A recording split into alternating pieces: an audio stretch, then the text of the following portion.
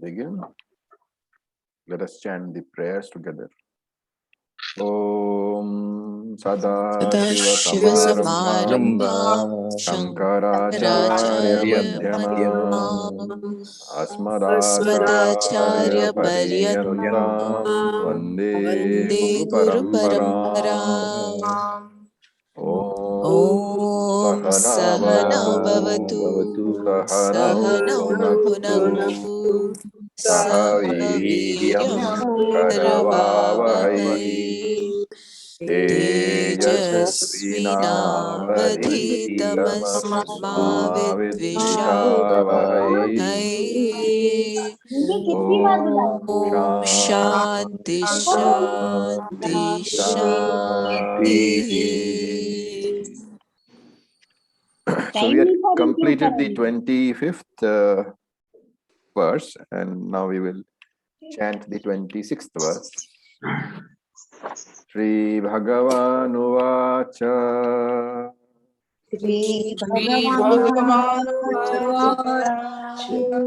Atha Chainam Nityajatam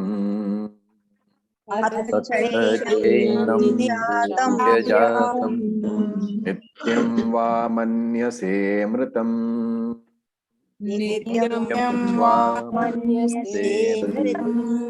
Athapi Tvam Mahabaho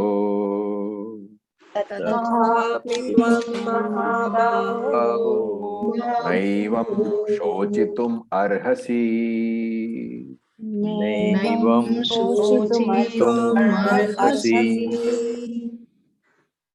Okay. So first we will look at the words and the Anvaya. First the Sandhi breakup. So let us see if there is any Sandhi breakup here. So Atha, Chainam breaks into Cha plus Enam. Nityajatam, Nityam Va Manyase Mritam. That is fine. Tathapi breaks up into Tatha plus Api. Tvam Mahabaho. Naivam breaks into Na plus Evam. I would request people to please keep their mics off. Okay, speakers off, mics off. So, Tatha plus Api, Tvam Mahabaho, Na plus Evam. So, Naivam is Na plus Evam. And Shochitum Arhasi is Shochitum, Halant below Dima, plus Arhasi. Okay. Then, what are the sentences? Atha cha enam, this is the Anvaya. Atha cha enam, and if you think. Okay, so think, that manyase is there, so that you have to bring forward. Atha cha enam manyase. If you think in this manner, enam is in this manner.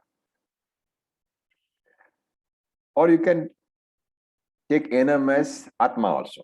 So atha enam manyase. If you think that atma nitya jatam is constantly being born, and nityam mritam. So va is or. So nitya jatam, constantly being born, va nityam mritam, or constantly dying. Tatha api, even then, hey Mahabaho, hey Arjuna, even then, tvam na arhasi shochitum. You should not grieve in this manner. Mahabaho, hey Arjuna. So evam is in this manner.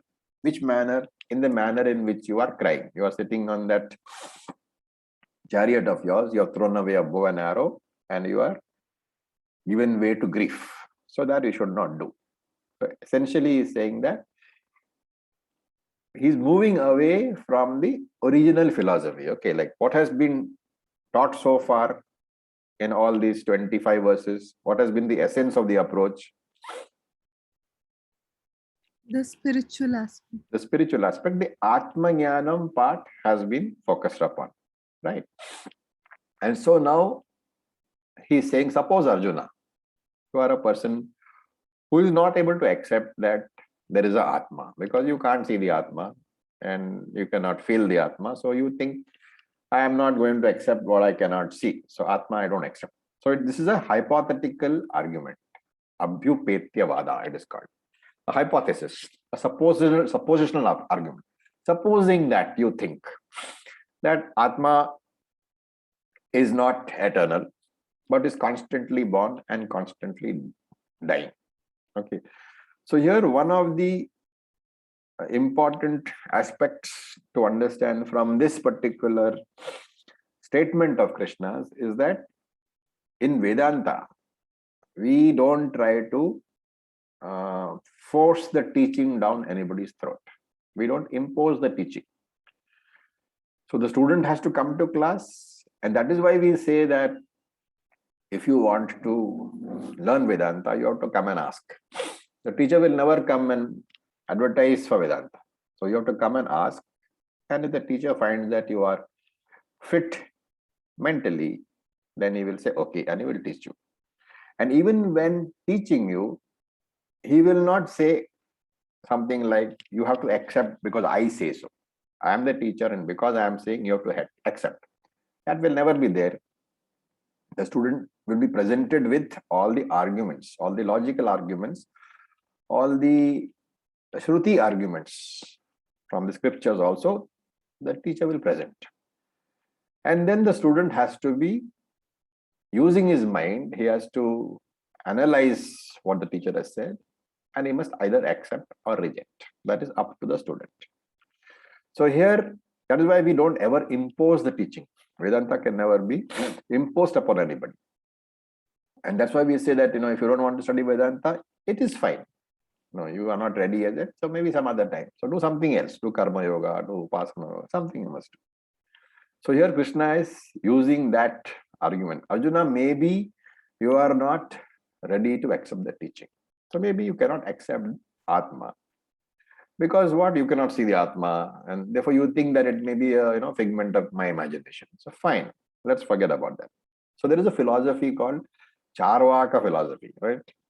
The Charvaka philosophy is one of the 6 darshanas, or one of the 6 Astika darshanas, the atheistic philosophies. So that Charvaka philosophy does not accept anything for which there is no proof. So he does not accept the intellect, he does not accept the mind, and of course he does not accept Atma. He simply says the body is everything. So according to the Charvaka philosophy, this physical body, the Sthula Shariram alone is the Atma. And because only the body is there, nothing survives the death of the body, and therefore there is no Swarga, there is no Naraka, there is no travel after death, there is no karma, there is no Shraddha, nothing this gentleman believes. So this is the type of disbelief that a person can have. Of course, we are not saying Arjuna has that, but Krishna is saying, supposing that maybe you believe in an Atma, but you believe in a temporary Atma, not one which is eternal. We have said Atma Nityam. So supposing, Arjuna, you think that Atma is not Nityam. Because why? You don't see anything Nityam in this world. Everything dies. So this is kind of a hypothetical argument beginning with a supposition. Supposing you think that. This is called Abhyupetya Vadaha. So he says, Athacha, hey Arjuna, supposing you believe that the Atma is Nitya Jatam, born constantly, and Nityam Mritam Manyase, and you also believe that it dies constantly. So that Manyase, the word Manyase has to be taken forward and put in both the places. So Nitya Jatam Manyase, Va Nityam Mritam Manyase. You think that the Atma is born constantly and dies constantly.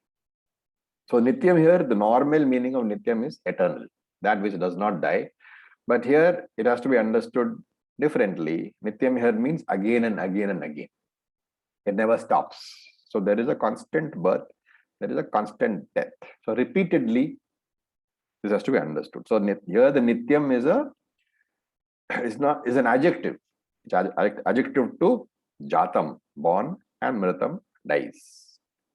And Shankara in his commentary clarifies it by saying that it means that Jati jati iti manyate. Again and again being born, again and again dying. So that's how we take the meaning of nityam as again and again, not as eternal. So you're saying, supposing you do not accept what I say, that you are eternal. And you say, no, no, no, I see everybody dying. I saw my father die, I saw my mother die, everybody dies. And therefore, I am also subject to birth and death. Tathapi, even then he says, Tvam, hey Arjuna, you, na evam shochitum arhasi. You should not grieve like this. Why? He gives the reason in the next verse. Now, the word arhasi is an interesting word. It basically means eligible for. So, more than saying that you should not be grieving, Krishna is saying this body is not eligible. It's not a, candidate for grief. You should not be grieving because the body is such an entity which should not be grieved for. Why? That he will give the reason in the next verse. So we will read the next verse. Please unmute yourself and we will chant. Jatasya hi dhruvo mrityuh जातस्य हि ध्रुवो मृत्युः ध्रुवं जन्म मृतस्य च ध्रुवं जन्ममृतस्य च तस्माद् अपरिहार्येऽर्थे तस्मादपरिहार्यर्थे न त्वं शोचितुम् अर्हसि.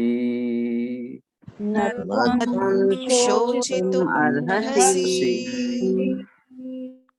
Okay, so again we will go back to first the grammar portion and then the rest of it. So jatasya hi dhruvaha. So that dhruvo is to be that O is to be dropped, O ka matra has to be dropped, and dhruvaha with a visarga. Mrityuhu and dhruvam janma mritasya cha tasmat. So the next word has to be broken carefully. Tasmat apariharyerthe. So if you can see that the tasmad, when it's a combination of ta plus a. So when you break the sandhi, it becomes tasmat apariharyerthe. The a is very important here. Apariharyerthe. You drop the avagraha arthe. So tasmat apariharyerthe or tasmat अपरिहार्ये अर्थे न त्वं शोचितुम अर्हसि. तस्मात् न त्वं शोचितुम अर्हसि. Okay. So in the Anvaya we'll say the Anvaya can begin with he. He means because. Because. Just give me a second, okay? Yes, Nataraji. Good morning.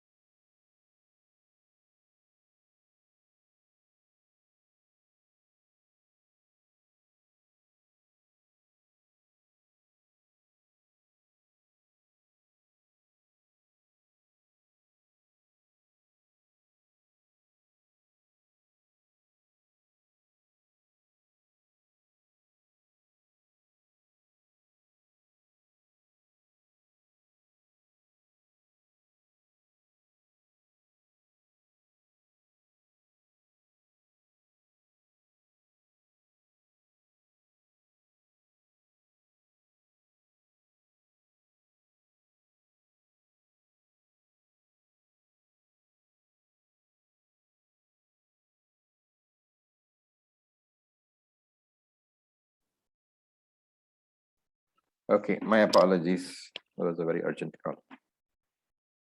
All right, so where were we? I was talking about the Anvaya for this. So he's saying that because Mrityu Jatasya Dhruvaha.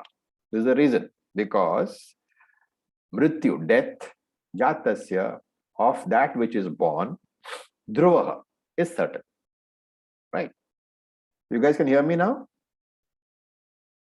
Yes, Yes, sir. sir. Okay.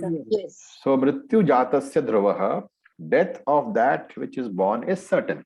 That is one of the reasons. The second reason is Janma Mritasya Dhruvam. And the birth, Janma, of what dies, Mritasya, is certain also, is Dhruvam also.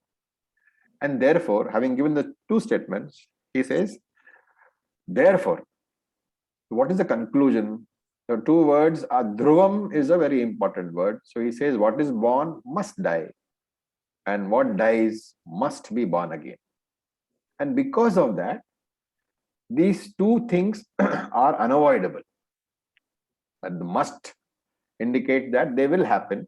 It is not within our control, and therefore they are unavoidable. Tasmat. Therefore, apariharyerthe, where there is aparihare arthe, where there is apariharam, no solution. Tvam na shochitum arhasi. You are not entitled to grief. A very, very interesting and very practical wisdom. Here Krishna says, Arjuna, death is certain for one who is born, and birth is certain for one who is dead. Therefore, it is inevitable. And for something which is inevitable, which is choiceless, you need not grieve. You should not grieve. It is stupid to grieve. So he is giving very, very practical wisdom. And for this, one doesn't need to learn Vedanta. Though this wisdom is coming out of Krishna, this is actually common sense also, right? You need not learn Vedanta. You need not even be religious. You just have some common sense intelligence. So Krishna is saying, Arjuna, supposing you believe you are the body. Why? Because you don't believe in anything else. Because the body is all that you can see. You believe in the body. Then you must learn to understand the nature of the body. It has to be born. And whatever is born will definitely die. Let us assimilate this. Whatever is born will have to die one day. Nothing which is born can remain without dying. And just because I don't want to see that fact, I don't want to accept that fact, that truth is not going to change. How can you prove that whatever is born is subject to death? There are three pramanams. So you recall the discussion on pramanam. Pramanam is a source of knowledge. So there is a pratyaksha pramanam, perception. What do you perceive? You read the newspaper every day. In the morning, there is a obituary column. Somebody or the other is dying every day. And therefore you know that somebody who died yesterday was born sometime. And therefore you can conclude that whoever is born will definitely die. And my particular body is not different from the body of the person who died yesterday. And therefore, this body was also born, and this body will also die. The body of my mother was also born. The body of my father was also born. That those bodies will also die. The body of my wife was born. The body of my husband was born. All of them are what? Panchabhutakam. They are made of Panchabhutani only. And therefore they are deteriorating all the time. They are subject to Shadvikara. All this connection you have to make between this and Tattvabodha. So whatever is born is Panchabhutani. Panchabhutani is subject to Shadvikara. Shadvikara, the last Vikara is what? Death. And therefore you will definitely, that body will die. Bodies of everybody close to you will die. Your own body will die. This is the first pramana, pratyaksha pramana. The second one is anumanam. So inference tells me that whatever has a beginning should necessarily have an end. The day has a beginning, the day has an end. The night has a beginning, the night has an end. I buy a TV, it's got a beginning, it gets destroyed sooner or later. I buy a car, it gets destroyed sooner or later. It becomes useless sooner or later. Every product which you have will sooner or later have an end. Therefore, logically, Anumanam tells me that this body or Bhishma's body or Dronacharya's body, everybody's body will sooner or later have to die. So anybody which has a body, that body will die. This is Anumanam, inference. And the last one is, of course, Agami, which is Shastra. Shabda Pramanam, we called it. Shastra Pramanam. Anything born out of karma, good karma or bad karma. Because what is it born for? It is born for experiencing the good karma or the bad karma. The good karma or the bad karma is finite or infinite.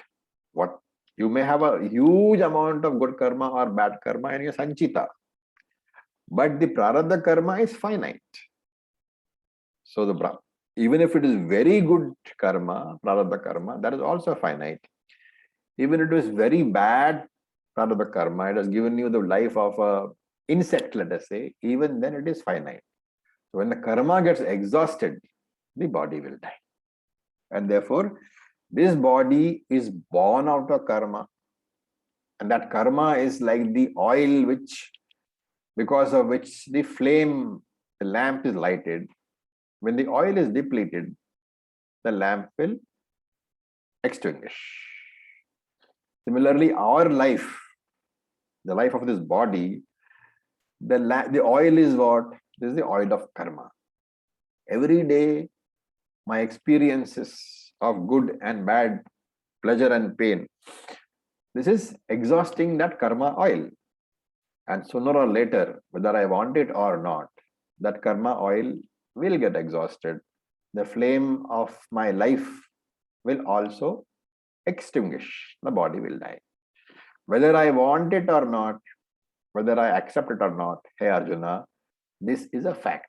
And therefore, jatasya mrituhu dhruvam. Meditate on the fact, assimilate on this fact that your body will definitely die. See, the problem is what? Death happens everywhere, every day. But as long as it is not happening to me or my loved ones, we are all great philosophers, right? If we are born, death will happen. All this philosophy you give to the person whose some dear one has died. It's very easy to be philosophical. But what happens to that philosophy when somebody close to you dies? Do you get upset? That means you have not assimilated the teaching. So the assimilation of the law, of any law, especially Vedantic law, is that the consequences which I see of actions or karma in the lives of others, and that I accept. But if I am able to see and accept that consequence in my life and in the life of my dear ones, that is assimilation of a law. For example, the law of gravity.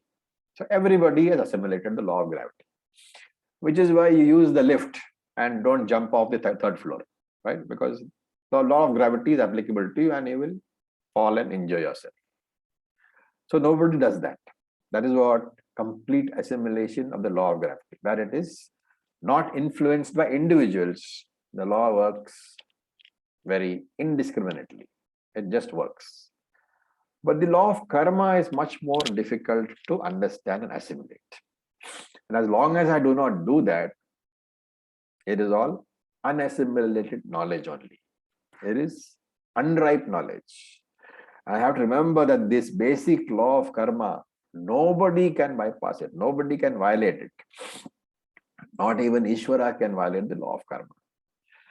And this is brought out in all the Puranic stories, whether it be Hiranyakashyap or Ravana or Kumbhakarna. You see all the stories. lot of sincere and serious tapas is done. Then Brahmaji appears before him. Then Brahmaji will say, okay, what boon do you want? Kaun sa var chahiye? And he will say, I want a boon that I will not die, ever. What is the immediate reply that Brahmaji gives? That particular boon that you will not die, I do not have the power to give. I cannot give that boon to anybody. You ask anything else. And therefore, like Hiranyakashyap, you will try to get immortality by other methods. So Hiranyakashyap said, I should not be killed during the day or during the night. I should not be killed by animals. I should not be killed by weapons. I should not be killed inside the house or outside the house. All sort of limiting factors, trying to limit all those things which will kill you, right? Those kind of boons are there. Ravan, for example. Ravan also asked for immortality, which he didn't get. Then he said that I should not be killed by so many things. By devas, I should not be killed. By asuras, I should not be killed. By animals, I should not be killed. All those boons he asked. But Ravan was a very, very strong person. And that arrogance, he did not ask for one boon. What was that? To be killed by a human. To be killed by the Lord. I should not be killed by a human being, he said. He killed by the Lord, he asked. Deva should not kill me. But he did not ask that I should not be killed by a man. And that is why Rama took the avatar of a Manushya. So it's the same story. Nobody can escape death. Now, whether it be Rama Avatara or Krishna Avatara, it doesn't matter. As long as a body is there, there is a date of arrival, there is a date of departure. And that is why Jatasya hi dhruvo mrityuhu. That is one side. But there is the other side also. Janma mrutasya dhruvam. Death is never the end of a jiva. And this is unique to Vaidika dharma. It is unique to Sanatana dharma. In other dharmas, you will find that they say that you follow religion. You follow this dharma very strictly and you will go to an eternal permanent heaven where you will live happily ever after. And then there are people like us who don't follow that religion and we will go to permanent hell. Okay. But in Sanatana Dharma, for us, death is never an end. It always has rebirth. And this is called the Punarapi Jananam, Punarapi Maranam cycle, otherwise known as Samsara. So the first lesson is to accept life and death as an intrinsic part of the physical jiva or the physical body. Once you learn to accept that, acceptance means what? No resistance. No resistance means what? No resentment, no sorrow. That is why Krishna says, Tasma, therefore, Arjuna, apariharye arthe, for a situation for which there is no solution, for a choiceless situation, natvam shochitum arhasi. You should not grieve. There is no point in the grief because it is not going to change anything. So, situation where there is no choice to remedy the situation, a remedy-less situation, that is called apariharya arthaha. Aparihara means no solution. So, which means what? It doesn't mean that you adopt a fatalistic approach. Okay, well, this is one interpretation which a lot of people give to this particular verse. Bhagavad Gita is fatalistic. It is not. What Krishna is saying that when a situation comes before you, a problem comes before you, you have to use whatever faculties you have, your knowledge, your willpower, your effort, even prayer and asking for God's grace, all this you should use to address the situation. Therefore, your work is to address the situation. That has to be done. You cannot just give up.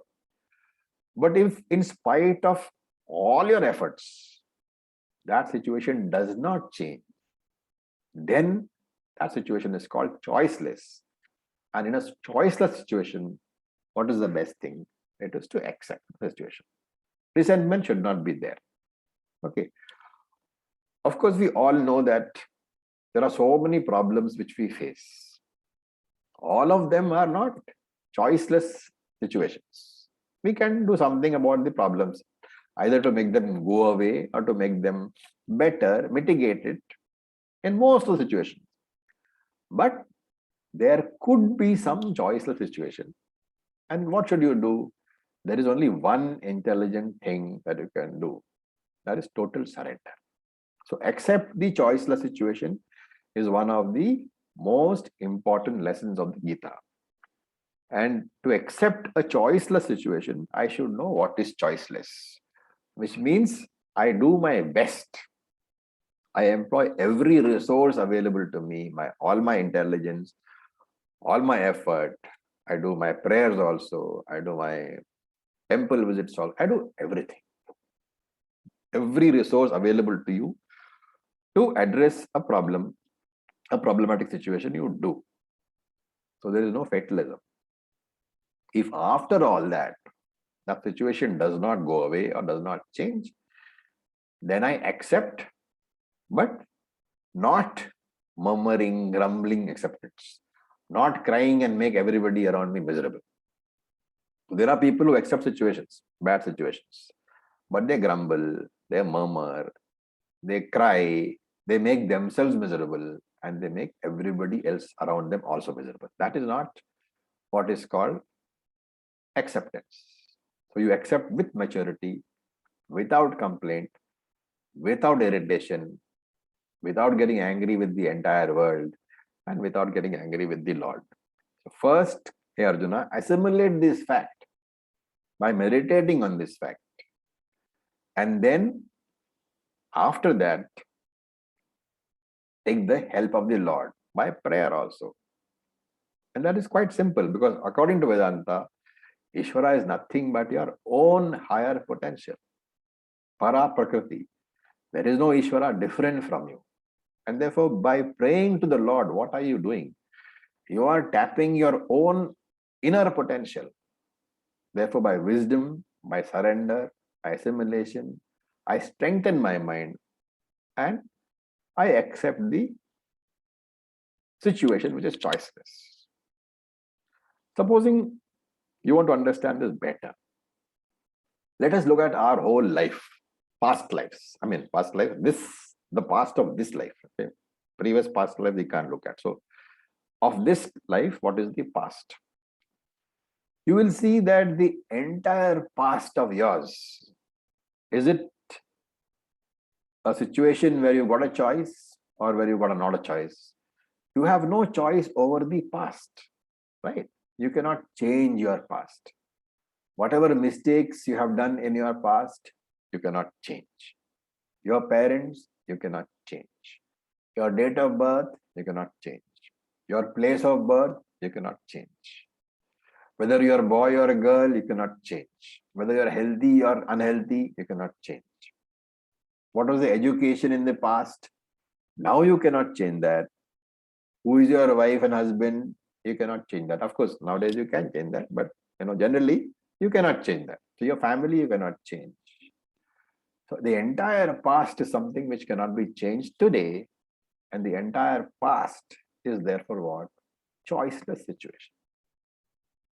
What about the present? Present literally means what is already present. What is already present, can you change? No. So present is also choiceless. So you are today sitting in this class just now. Can you change that? You cannot change just now. The next minute, you might want to leave the class, but that you are changing the future. But the fact that you are currently present here and sitting in front of the computer, that you cannot change. The next moment, you want to sit or not, that is a choice. Present cannot be changed. And therefore, the past and the present, 1/3 of what is there cannot be changed. The only one, what is left? The future. With regard to the future also, how much choice do I have? There are many things over which I do not have choice, right? So for example, growing old, I don't have a choice of that. Even though I would like to remain permanently young and never die, whether I like it or not, old age is going to come, separation is going to come, disease is going to come. All this will happen. All of them are choiceless. right? The weather you cannot change. Tomorrow's weather you cannot change. The people around you cannot change. So many things. Therefore, out of the future also, a huge part of the future, a huge chunk of the future is without choice. Now let us review. The entire past is choiceless. The entire present is choiceless. A major part of the future is choiceless. Where is the choice? A very small part of the future. Therefore, the first lesson to learn in life is that a very major part of my life will present me with choiceless situations.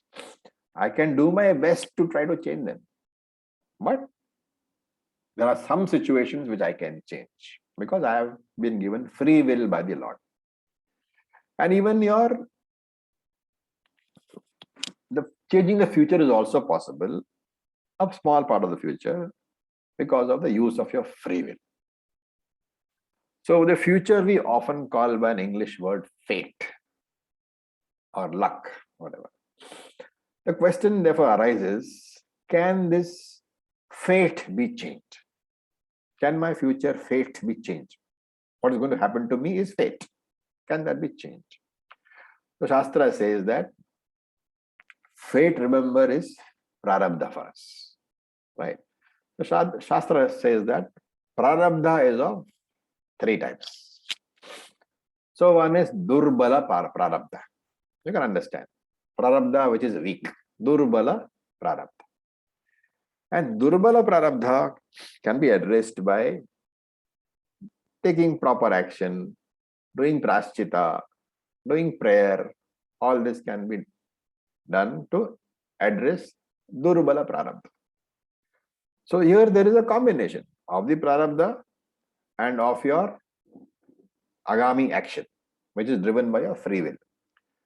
So if the prarabdha is weak, durbalam, and your action is strong, you can either totally do away with that prarabdha, overcome that durbala prarabdha, or at least diminish its effects.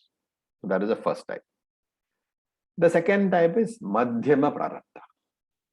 Stronger than durbalam, but not terribly strong. Here also, you have your own agami karma, your own free will to work with. Here also you can address, and maybe here you cannot totally overcome, but you can manage. The situation can be managed without too much of a problem. Then you have the strong prarabdha, which is called prabala prarabdha. The prarabdha is so strong that whatever efforts you make, however strong efforts you make, nothing changes. Okay. So prarabdha has these three classifications: durbala, madhyama, and prabala. Unfortunately, the present situation which I am facing, nobody is there to tell me which of these categories that situation belongs to. And therefore, I do not know whether it is choiceless or is there a choice. When will I know? Until my action to change the situation has been taken.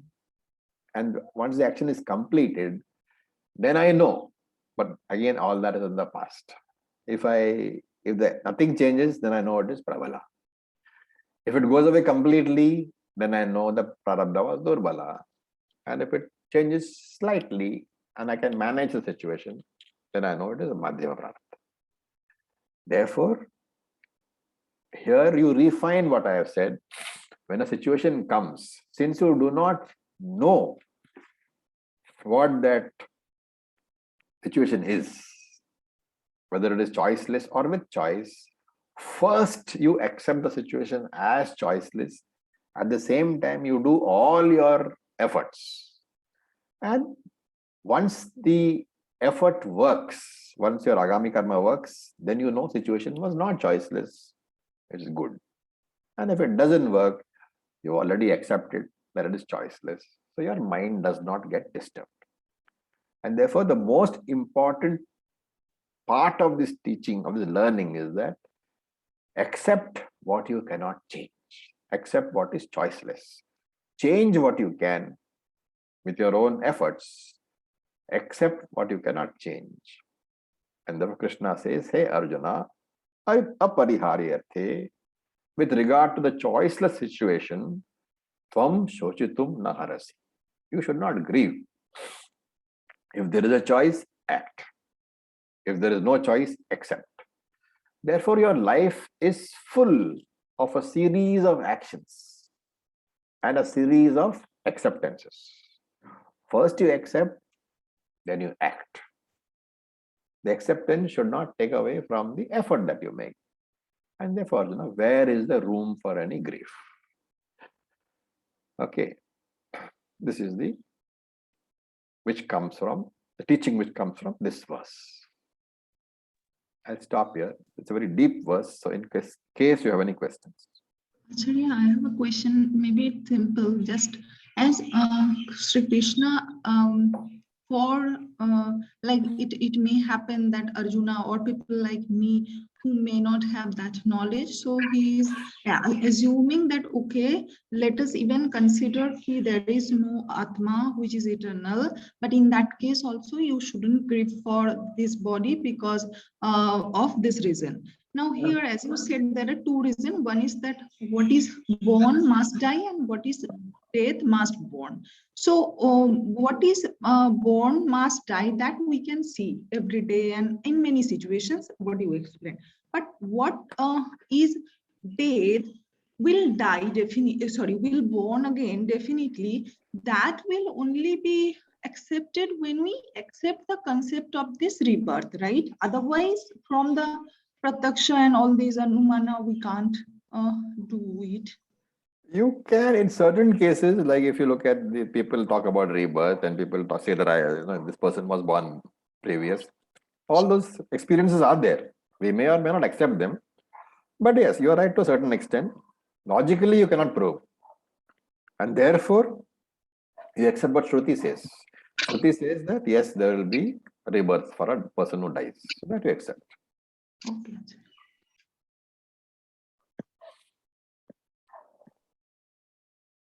Okay.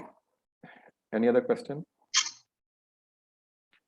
This is something which you need to thoroughly assimilate.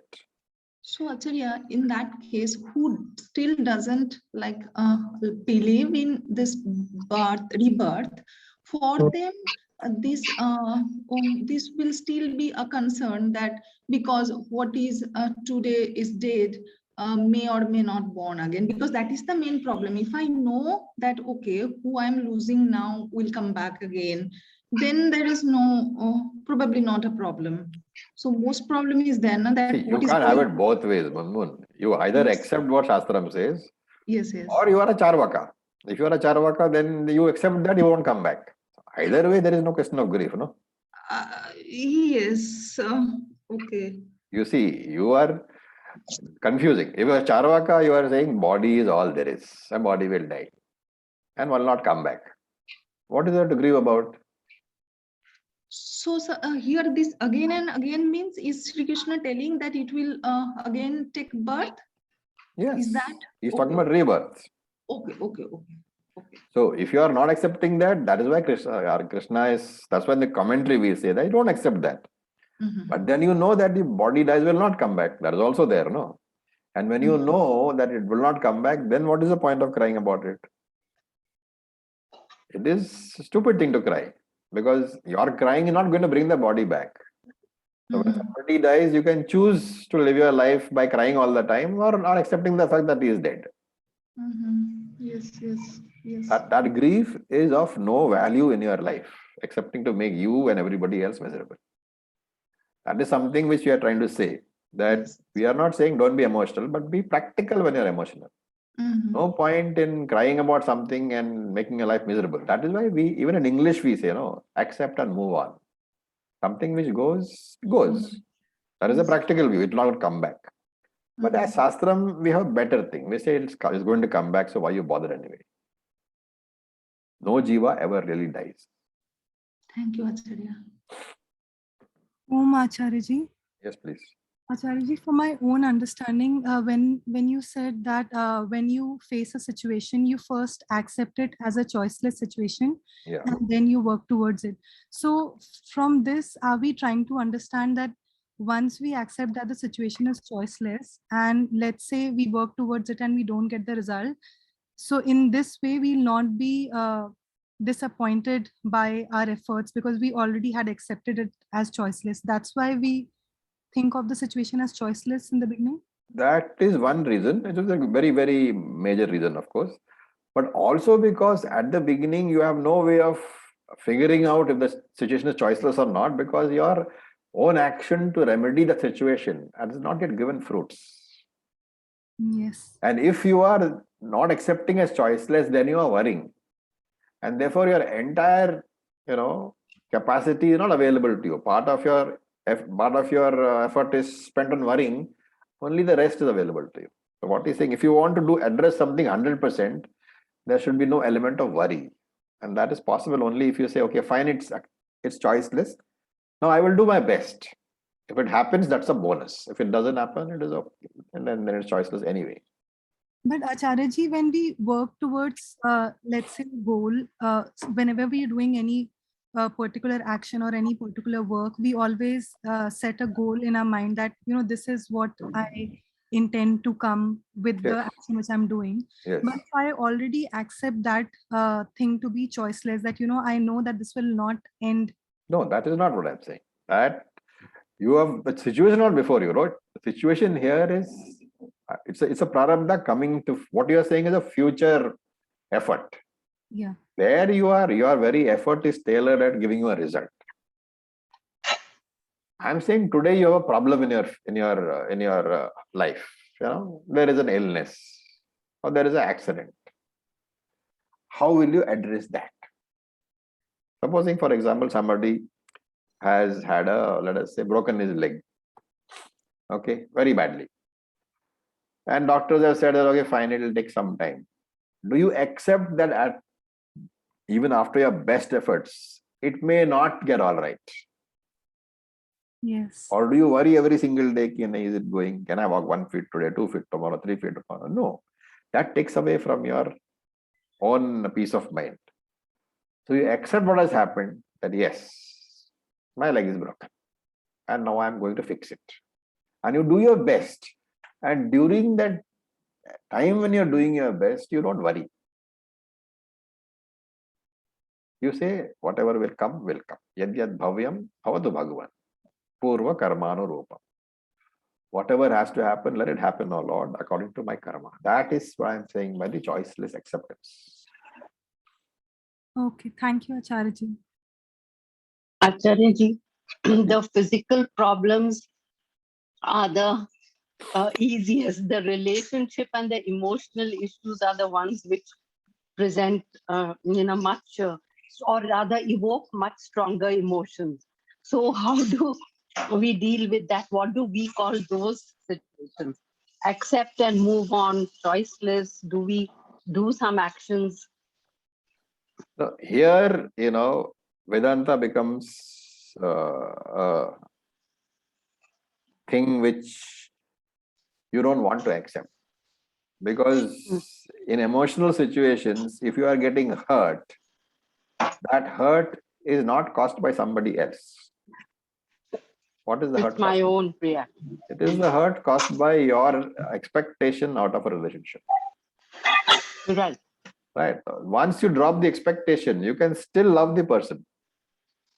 But that person's actions will no longer affect you. Okay.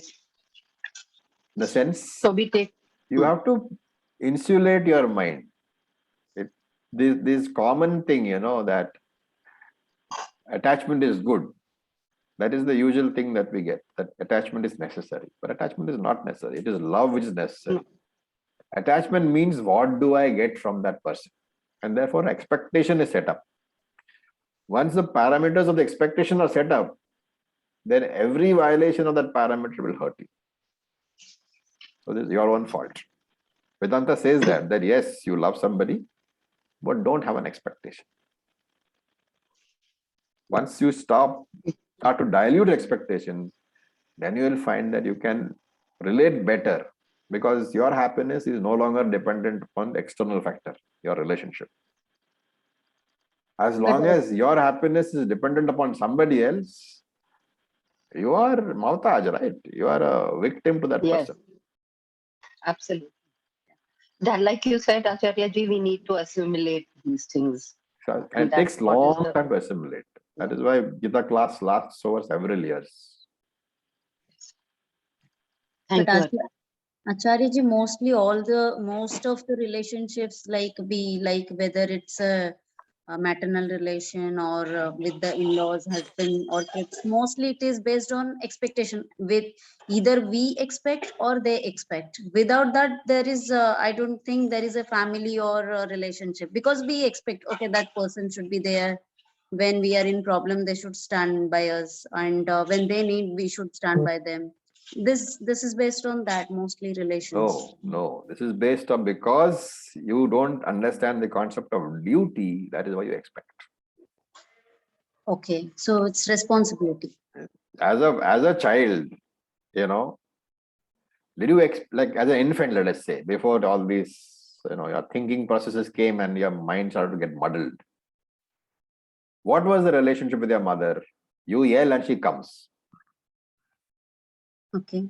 right? What is that? It is not because of your expectation that she comes. She comes because it is her duty. Similarly, in regard to your parents should not have an expectation, but you should consider it your duty to be there, to be at their side. So when everybody fulfills their own duties, there is no need of an expectation. You dilute the duties and then you talk about expectations. That's the problem. Yes, very right. If your expectations are the root cause for all your problems, that when you feel hurt, nobody hurts you. Your own expectations. You set up unrealistic expectation. My son should be at my side all the time. Why should he? He has his own life, right? You got intellect, you got money, hopefully. You set up your own things. You set up your own infrastructure. Your doctors are there, these are there, everything is there.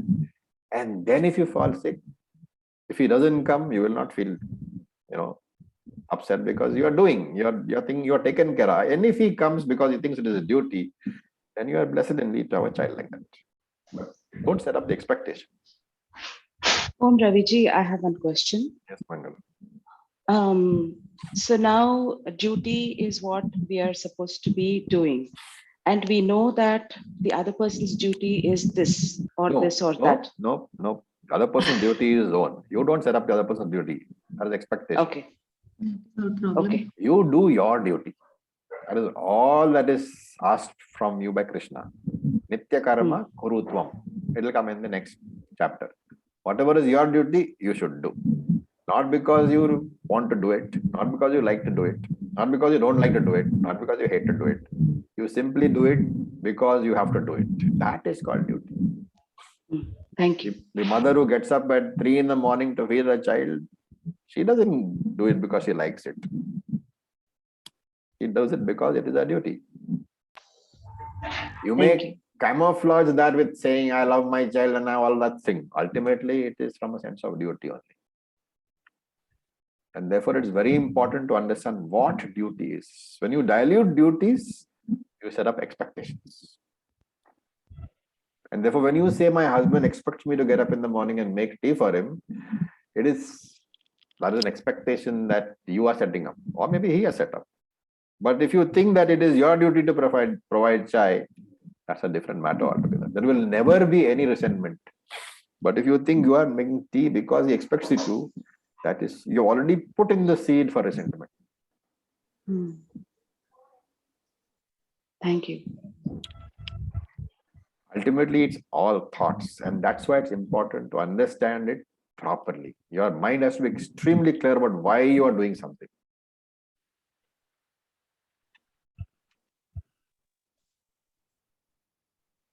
So, Yeah. so one more thing, just for clarity, if we are doing something lovingly, that duty, if we are doing it lovingly, that then doesn't remain a duty. Is it like that? Like for when we raise our children, we just do it lovingly. Like you said, there is no expectation. No, it's a duty only. Lovingly, yes. That's an additional benefit because you love your child. But you're doing it as a duty, right? Not as because he expects you to do it. That is why the purest form of understanding is in, before the child has become, actually started to talk. When the child is less than 1 year, everything that you do is driven by that duty, which you never call it duty because somehow we have the feeling that duty means it takes away from love. It doesn't. It's all understanding duty and love all go together. The duty is expectation that you set up for yourself, not for somebody else. So, yeah, in an ideal situation, if everyone is doing their duty properly, then everything is fine. Yeah. But mostly it happens that once somebody is doing the duty, then others kind of shirk off or ignore, and the one who's doing the that's duty trying is, to get somebody else to do. That'll never work. You're the and only the duty person. for the person who's dutiful becomes a curse because everybody puts on their head No, and you goes do away. that is you do your duty only. You don't try to pick up other people's duties. Yeah. Very important because somehow I agree, it's very practical point that there are things to be done and you do everything because nobody else is doing anything. But why are you doing everything? Do what you have to do. You're not responsible for your sister's child or your brother's child. You're responsible for your child. You may love the other kid also, but you want to do that because your sister-in-law is not doing something. That's whose fault, yours or hers? The very practical portion of Vedanta is that you have to learn not to be emotionally blackmailed. Emotional blackmail is one of the strongest weapons that an Indian household has. Yes. Yes, Learn to avoid that. Yeah. It might make people, point fingers at you in the beginning, but it'll keep you happy. And at some point of time, they'll say, "Isko bol ke fayda nahi hai, wo to karegi bhi nahi." So people will stop sitting on your neck. At the same time, make sure your duty is never forgotten. Raviji. Yes, John.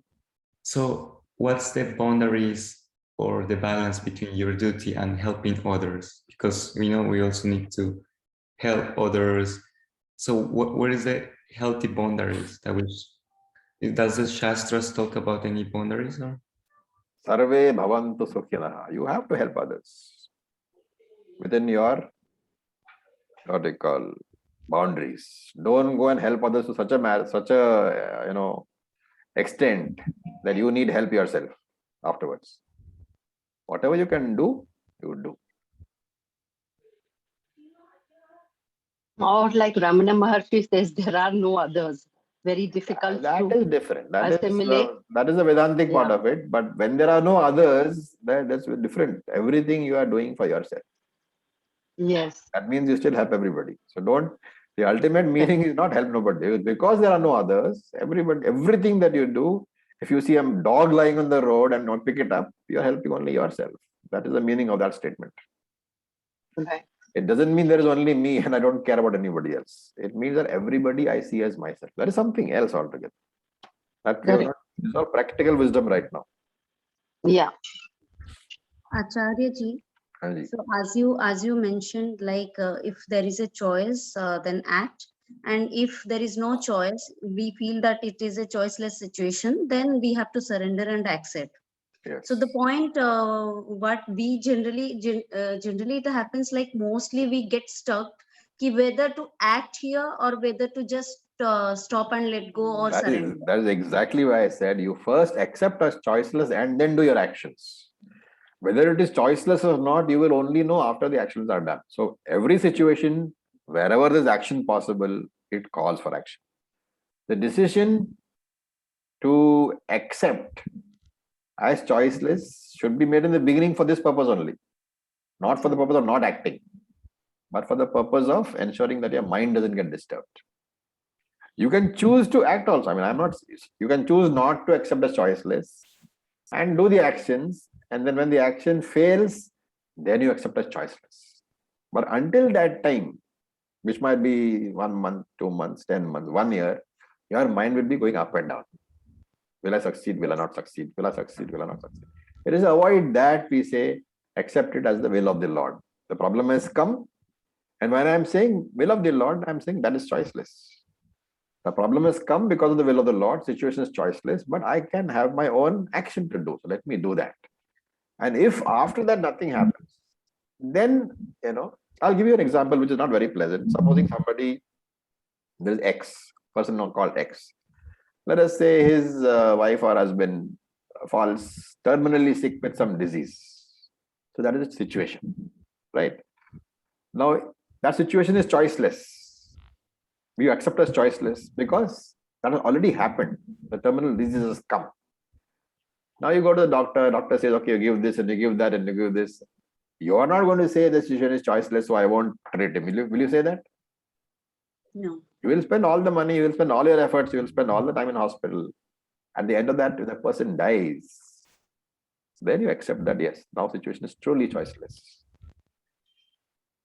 That is But what actually, human psychology, as our psychology works in that way, that if it is a death situation or if it is a disease kind, we generally accept, okay, we can't change it, so we have to accept it.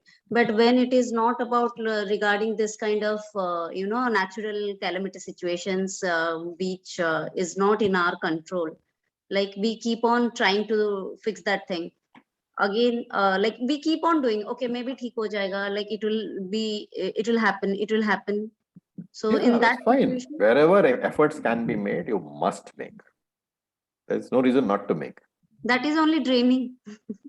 That Makes us draining, right? no, that is again you are saying I am doing the best I can. I can't do more than this. The current situation is the best, right? Corona situation is a good example. In the middle of the Corona situation, what all changes you brought in your life? Tell me. Last May, June, July. And Okay. yet most of us remained happy, right? Yes. You are addressing it to the best of your ability. You are not going out, you cut down on friends, you cut down on visits, you cut down on pleasure trips, you're wearing masks, you're washing hands 20 times a day. But what is that? That is acceptance. And yet that work is continuing. Okay. You have to learn from everyday affairs. How the whole idea here is how not to be disturbed in spite of a bad situation. Practical wisdom. There is no point crying because crying doesn't change anything. If by crying the person who died would come back, yes, you should cry. But that is not going to happen. So one more small question. Yeah. Like parents raise both sons and daughters. But in our society, it is considered that it is the duty of son only to take care of the parents. And sometimes daughters are also pointing fingers and picking out the mistakes also. So what is this kind of a situation? Like I don't know. I have a daughter and I think she takes more care of me than had I had a son. So I have never considered a situation at all. For me, every day I'm grateful that I have a daughter and not a son. Okay? No, sir, but in society, there are... Why do you bother about society? Okay. As long as you bother about what other people say, you are never going. Will that person who is pointing finger at you come to help you when you're having a problem? Will he give you money when you have no money? Will he come and nurse you when you're in the hospital? No. The person who is not responsible for you, you should ignore whatever he says. No, but they consider that it is the duty of the son. Like we were talking of duties. It is the duty only of the son to take care. The more important thing is, does the son consider that it is duty? Don't bother about what other people say. Does the son consider that it is a duty? Does the daughter consider that it's her duty? That is all that is relevant. At times there are two sons and only the one son he considers that it is my Fine. duty. So that is okay for him. The other son you cannot take what they call responsibility for, right? He has to take responsibility for himself. You see what I'm getting at? As long as you try to define others' roles for them, you will be in this problem. You define your role only. That is one of the teachings. Do what you can to change your life. Changing other people's life, not even the Lord was able to change Duryodhana, right? How will you change anybody's life? Okay, Acharya ji, last question. So based on this topic only, as you mentioned here, if you feel that person is going to help you when you are in a problematic situation, whether he is going to pay for you and all these things. So it is again like an expectation. Because of this expectation, many times we keep on maintaining the relationship. Like, okay, this person can help us, so we should remain silent, or we should accept whatever they are saying. So generally we compromise or accept that situation. And isn't it again like a expectation? Like, Yeah, it is. That is so why ideally you should go only by your own intellect. And it requires a very strong mind for that, because you have already set up dependencies all over. You're dependent on husband, on parent, on yes. daughter. Once you get rid of dependencies, then only are you truly independent. That is why it's called a dependency, because you're not independent. But being in family and society, is it I don't possible think to I be don't think it is completely? not possible to be independent even in a family. Again and again, I am saying, as a father, I am responsible for my daughter. I have certain duties. I will carry that out, irrespective of whether she looks after me or not. That is But you independent. like when she takes care of you. Yeah, I like it. Okay. But if she So, doesn't, I will not, curse her for that. okay. Hmm. Because I will say that the duty to look after my body is purely mine. And I should set up. And in today's world, if you are falling sick, you get a nurse, you pay for the nurse, you go to hospital. Why do you want to bother your children? If that Yes. attitude you can have, then and then only are you independent. If the children come, then you are blessed. If they don't come, which is more than likely in today's world that they won't come.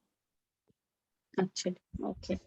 And Thank that's you why so it's much. very difficult for you to accept all this. Okay, this is all Pravarcharan from the Krishna's point of view, it is all very good. But to accept and assimilate in your life, it will take years. Yes, yes, totally agree. Okay, Thank you so so much. with this, I'll stop. Thank you for your patience. It's been a good discussion. Thank you.